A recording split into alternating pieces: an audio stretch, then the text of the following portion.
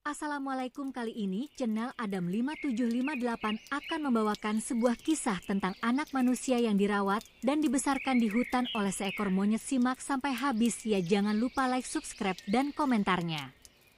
Malam itu, hujan turun deras di tengah tropis yang gelap dan sunyi. Kilat menyambar langit, menerangi pohon-pohon raksasa yang berdiri seperti penjaga abadi. Di sela suara gemuruh hujan, terdengar tangisan lirih, tangisan yang tak biasa. Seekor monyet betina bernama Lila yang sedang berlindung di bawah daun besar menghentikan aktivitasnya. Tangisan itu membuatnya waspada, namun juga memicu rasa ingin tahu. Dengan langkah hati-hati, Lila mengikuti suara itu, mendaki akar-akar besar yang menjalar di tanah becek. Suara itu membawa Lila ke sebuah pohon tua yang berlubang. Di sana, ia menemukan sesuatu yang belum pernah ia lihat sebelumnya, sebuah bungkusan kain kusam yang bergerak-gerak. Lila mendekat, jantungnya berdegup cepat. Dengan hati-hati, ia membuka bungkusan itu. Di dalamnya, ada seorang bayi laki-laki yang menangis keras. Tubuh mungil itu gemetar kedinginan, pipinya merah karena gigitan angin malam. Lila tertegun, matanya yang besar memandang lekat-lekat makhluk kecil itu. Tak ada rasa takut atau keraguan. Yang ia rasakan hanyalah dorongan untuk melindungi. Dengan lembut, Lila mengangkat bayi itu ke pelukannya. Ia membawa si kecil ke sarang pohon tinggi tempat ia tinggal, melindunginya dari hujan dan dingin.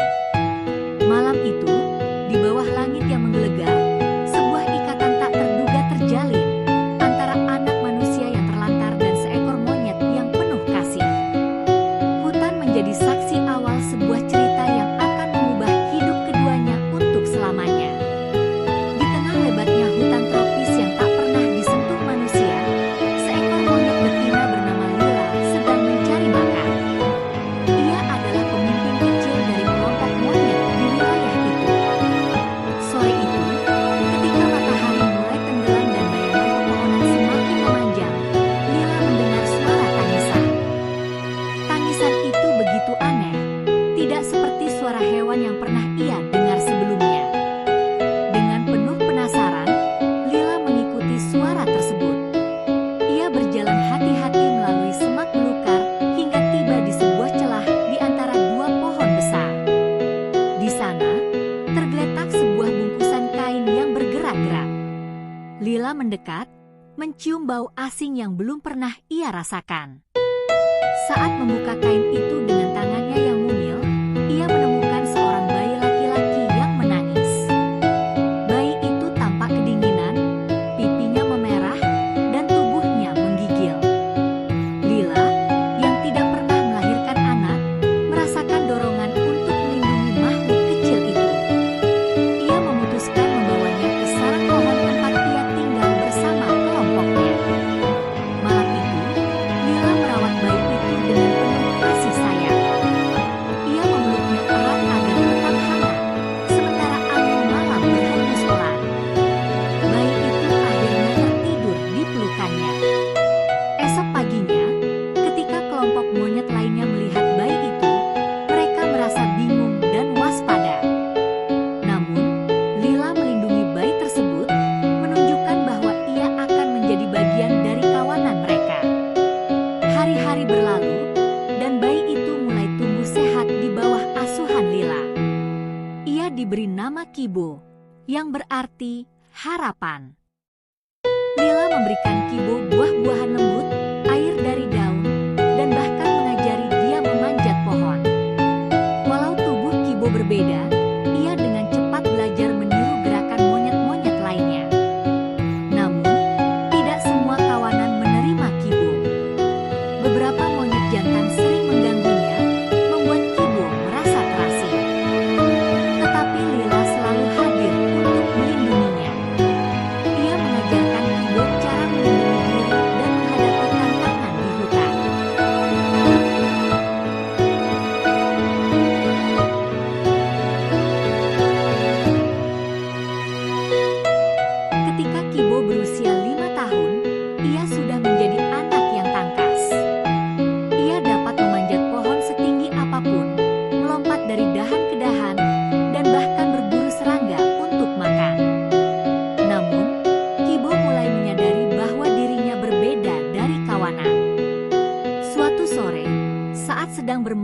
dekat sungai, Kibo melihat bayangannya di air.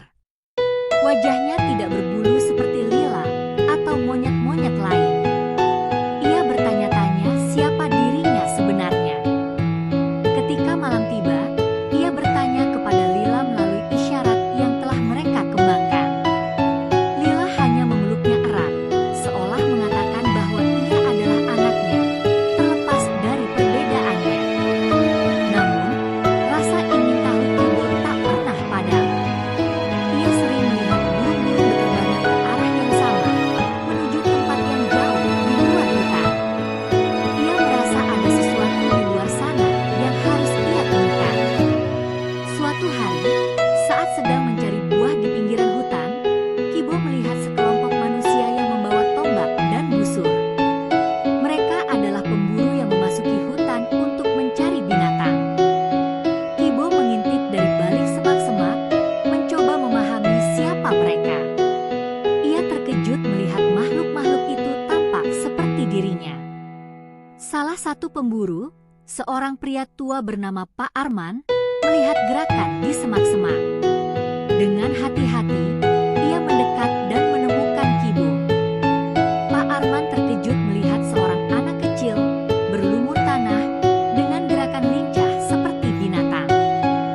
Kibo awalnya takut, tetapi Pak Arman berbicara dengan suara lembut, menunjukkan bahwa ia tidak berniat menyakiti. Kibo akhirnya mendekati Pak Arman dengan ragu. Sang pemburu menawarkan buah dan air kepada Kibo, yang diterimanya dengan hati-hati. Saat itu, Pak Arman menyadari bahwa anak ini pasti terlantar dan hidup sendirian di hutan. Pak Arman memutuskan untuk membawa Kibo ke desa agar ia bisa hidup di antara manusia. Namun, ketika Kibo kembali ke sarang untuk berpamitan, Lila terlihat gelisah. Ia tidak ingin kehilangan anaknya, tetapi ia juga tahu bahwa Kibo memiliki takdir yang berbeda. Kibo memeluk Lila untuk terakhir kalinya, sementara air mata mengalir di pipinya. Ia berjanji akan kembali ke hutan suatu hari nanti untuk menemui ibu angkatnya. Lila hanya memandangnya dengan mata penuh kasih, lalu menghilang di antara pepohonan. Di desa, Kibo menghadapi tantangan besar.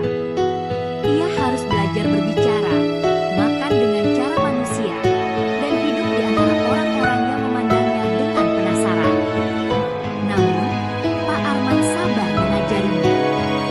Kibo mulai memahami dunia baru ini, tetapi ia tetap merasa hutan adalah rumahnya yang sebenarnya. Kibo menjadi terkenal di desa sebagai anak hutan. Orang-orang sering bertanya tentang kehidupannya di antara monyet, dan Kibo dengan bangga menceritakan kisah Lila, ibu angkatnya yang penuh kasih. Ketika Kibo tumbuh dewasa, ia memutuskan untuk menjadi penghubung antara manusia dan alam.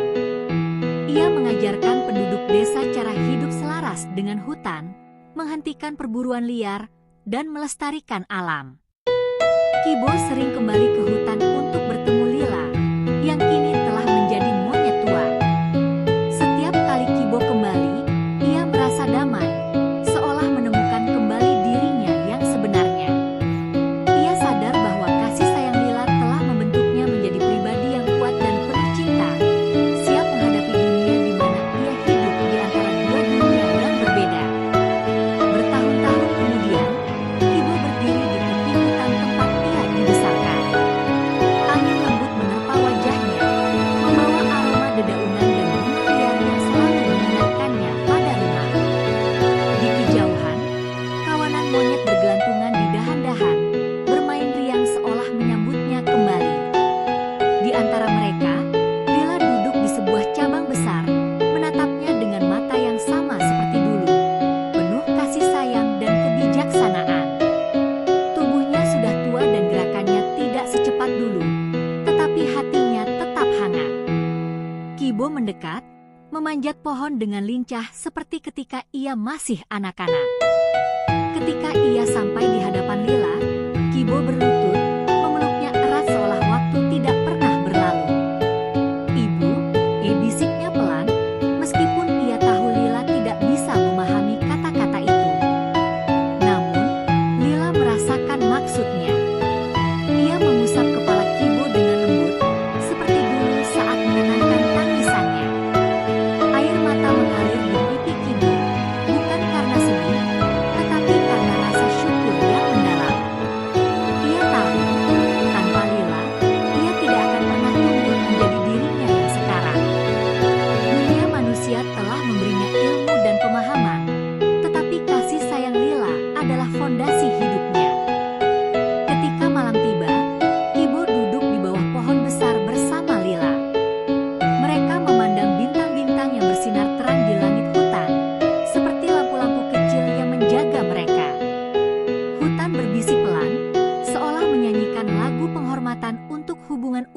antara manusia dan alam.